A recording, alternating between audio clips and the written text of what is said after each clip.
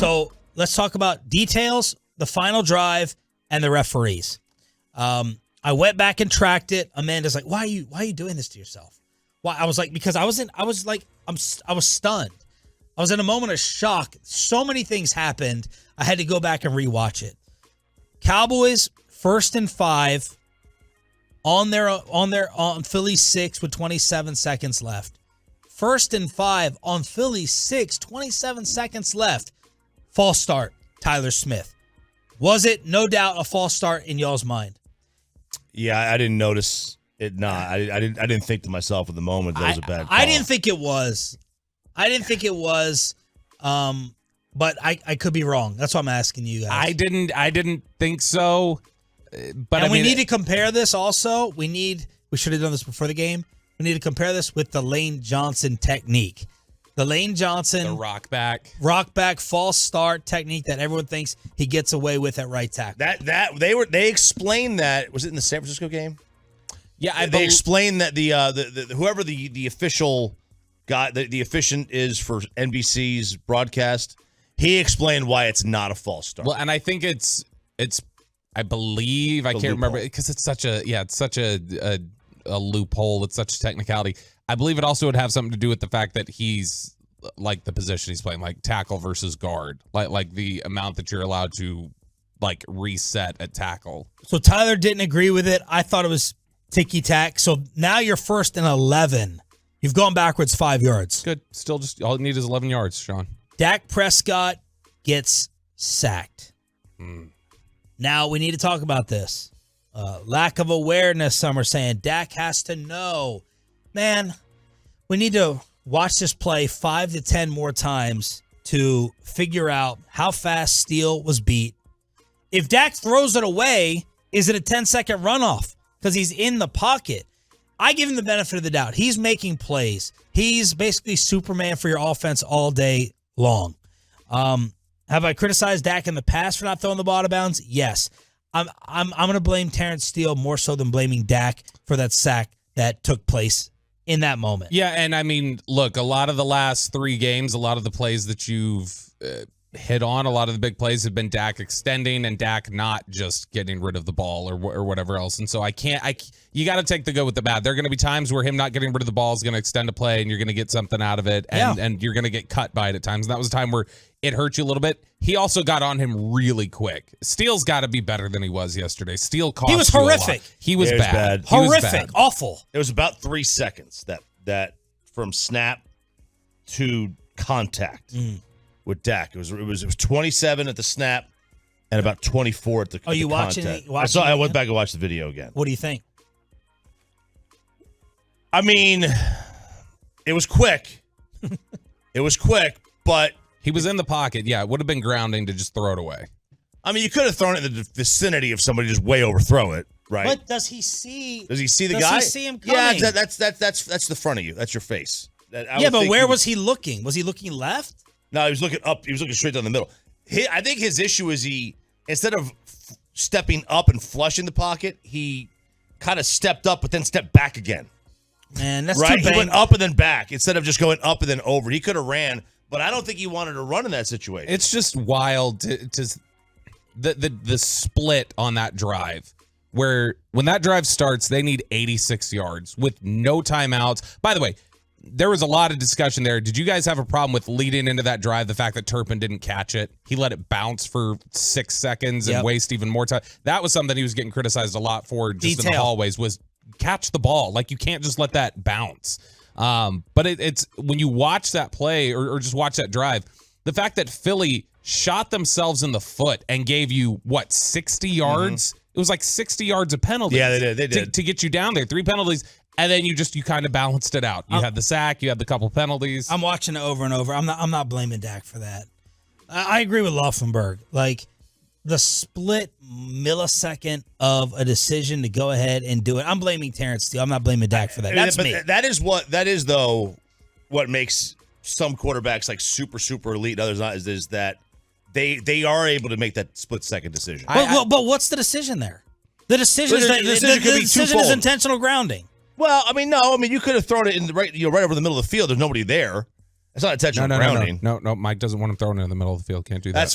That's fair. Well, they also had no timeouts. Here's his problem. Yeah, that's another thing. No, because you're throwing the ball. If that receiver catches it and then they get tackled, you're wasting more time on the clock with no timeout. Here's the issue. If you notice when the pressure comes, when he steps up, there's a whole lane over here to the right that he could have gone to. All he had to do was step up. He stepped up, but then he realized, no, I don't want to do that. I want to keep going back. And it was that double decision really screwed things up. I don't think it's still Steele's fault for letting the. I don't think he's looking right at all. I think by the time he looked right, it was done and over with. I think he was looking left, in my opinion. Anyway, you're on your own 11. Dak is sacked. Then you get the delay of game. People are blaming Dak Prescott for that, and Mike McCarthy for pace problems. Greg Olsen was all over the Cowboys for not rushing enough. And we saw a lot of plays come down to 1 second, just after 1 second. Then they get the delay game. So, y'all, you have gone from 1st and 5 on their 6 with 27 seconds left to 3rd and 27. Lamb catch, game over. They went backwards 21 yards in 22 seconds after being at the 5. They went backwards 21 yards.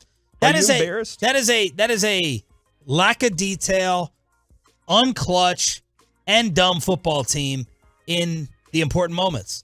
And you felt it was going to happen. They're certainly more than capable of it. 21 yards backwards in 22 seconds. What's hilarious there is after the sack, they had just on their own net yards, not penalty yards, net yards. They'd start at the 14. They were right there on the edge of scoring a touchdown. They were just outside the red zone after that sack. Put them at the 22. Yeah. They had picked up 13 net yards of offense to get down to the 22 from their own 14. 13 yards because of all those penalties. They picked up 13 net yards of offense by the time that sack happened. The first one got them 30, right? That was like 36, I think, was the penalty. And then they got a 15-yard, and then they got another 5-yard. And so they got big chunks to go down there. Mike McCarthy on the final drive. Yeah, definitely. I think that, stating the obvious, it's a game of inches, and we came up, inch or two short on a couple plays, but love the way our team plays. I love our play style. All right, forget this. I already heard that one. It's just like anything. Nothing but compliments. Dak, let's see if you give us a little bit more detail on the disastrous ending to that final drive. I've got to be better, get the ball out of my hands in a situation like that. A little detail on one of the routes there that could have been cleaner. That didn't happen, but as you said, for us to get down there and then just kind of stall out, we've got to be better. We put ourselves, we practice these situations a lot, and obviously you don't practice, getting there and then backing up, and then so. But still, we had a chance at it that last play. A play we felt very, very comfortable with. I think that last moving back 5 yards obviously hurt that play. That play's supposed to be, right there in the end zone, about a yard, and I think just that last pushing us back toward the 30, a little bit outside of the 25, makes that play a little bit tougher when guys are standing right there at the goal line. But it was tough. I mean, it was a great game, obviously on both ends, and tough to be on the losing end of it. And as you said, especially when we had so much success and got down in that red zone and then didn't complete it. That's as close to post-game criticism as you're ever going to get from Dak, where he says specifically, he's like, route detail could have been better. Detail, yeah. I don't know that I've honestly, it sounds so soft, but I've not heard him say specifically somebody's detail on their routes have to be better. Like that's as close. Who do we to think he's talking about? Schoonmaker. Schoonmaker. And it's true. Schoonmaker's route depth needs to be better. He's a rookie. These are the little nuances. Do they not teach you where the goal line is at Michigan? Okay, but those are the I know Connor Stallions will teach you what the other team's play calls are. the margins on those steps are so precise. That's why somebody like Schultz was so valuable while he was here. Schultz did have all of that in sync, all of that in time. That's the kind of little details that you do work towards. That a step matters. The length of your step matters. Exactly where your cut is. That, like the stem, that all matters, and it's just something that, Schoonmaker still as a young player is getting a feel for. Let's talk about the officiating. 877-881-1053, because, man, Twitter, it was just blaming the refs. I can't stand when it gets to a certain point of it's just refs. We're the ones being screwed. But you didn't say anything the last 2 weeks when the Cowboys benefited. You've already forgotten about it. You've already forgotten about it. The Cowboys benefiting with 2 humongous third down calls that extended their drives.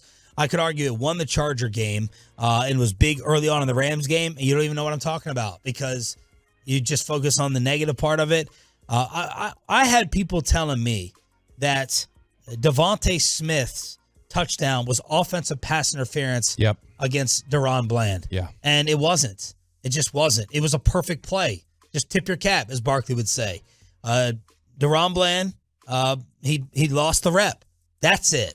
It was a perfect throw. It was some hand fighting. It wasn't a clear, absolute push off. His hand went out a little bit. That's not offensive pass interference. That's you being a homer.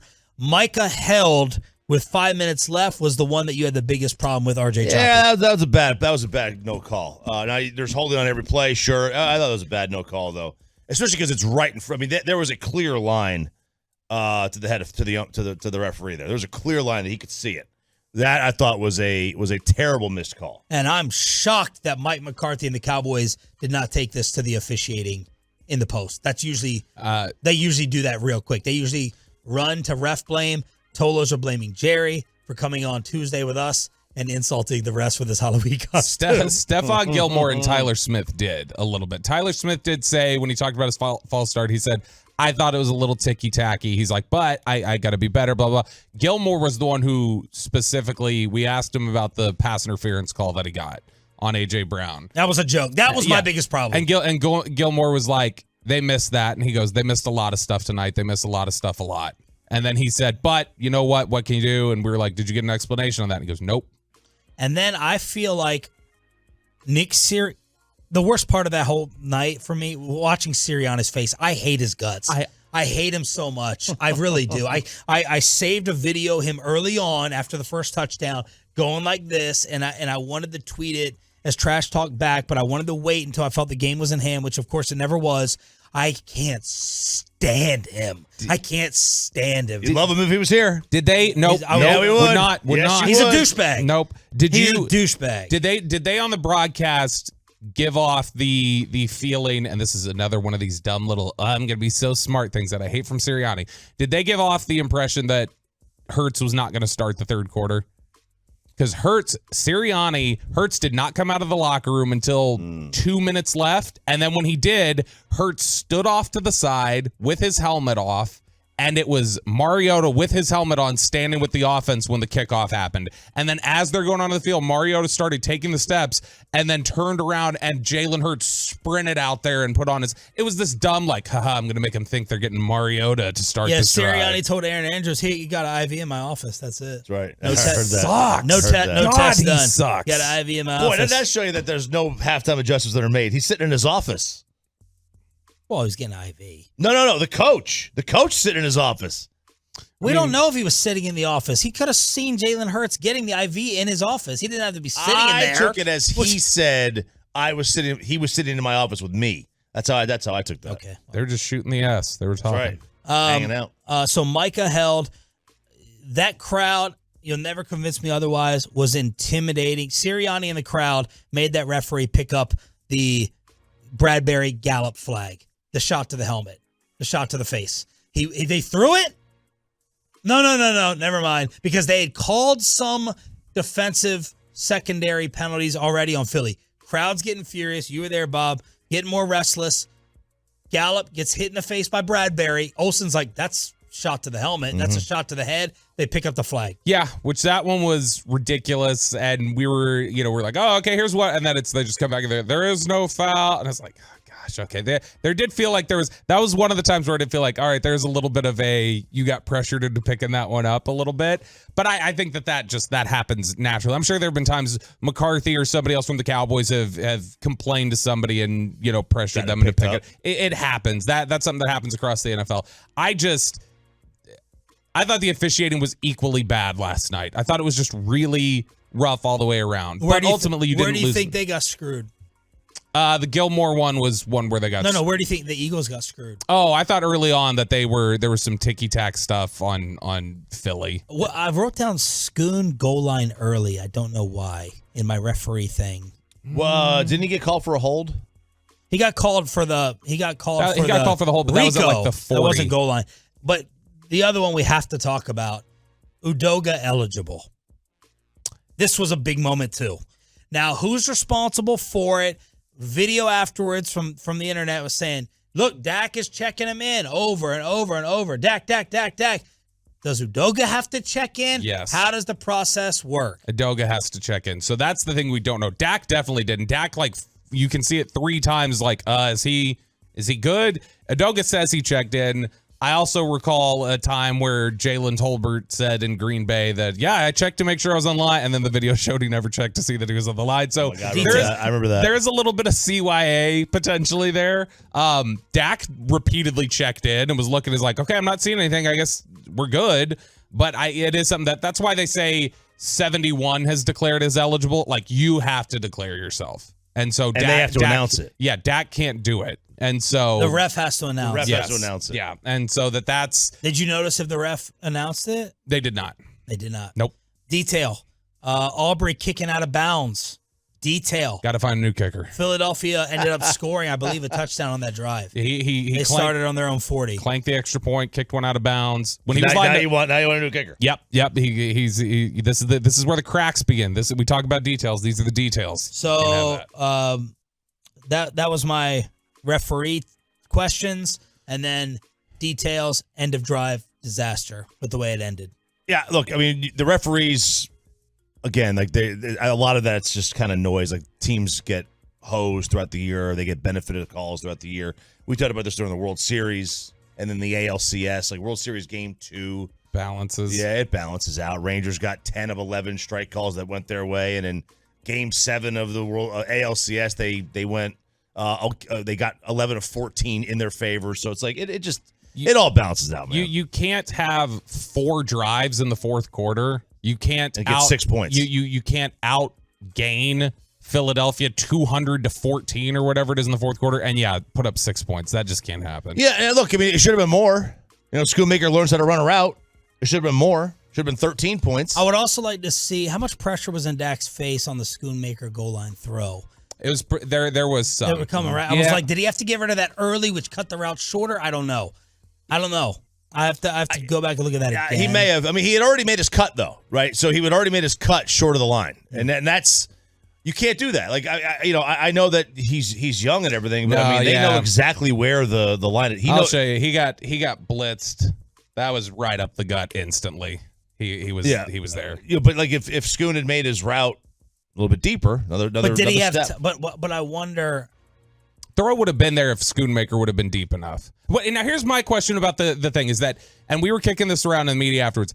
Why is the play over there? What like why is the play over there? But if he would have fallen to the ground and the ball would have come loose, they would have said, okay, the play was over as long as he doesn't go to the ground and then lose the ball, because they say you got to complete the process of the catch going to the ground. So the fact that he goes to the ground and doesn't have an issue, they say, okay, well then the play is over. The ball's marked right there where his knees are down. He's caught it before he's gone to the ground. But if he were to go to the ground and the ball were to jar loose, we would then say, well, no, he actually didn't catch it. That's what I don't understand, is that why is completing or going to the ground, completing the process of the catch part of it, unless you then go to the ground and complete the catch and then you say, well, we're going to take it back before he fell down to say that's where we're spotting the ball. Just because when your knee is down, that's where progress is stopped. But if he were to fall to the ground and the ball jarred loose, they would say it was incomplete. You got to complete. Yeah, you got to complete the process. So, but why is the play marked down there unless he were to then not complete the process down to the ground? Then they would say, well, it would have been down, but now it's here and we're saying incomplete. That's just an inconsistent ruling to me. That's a stupid loophole.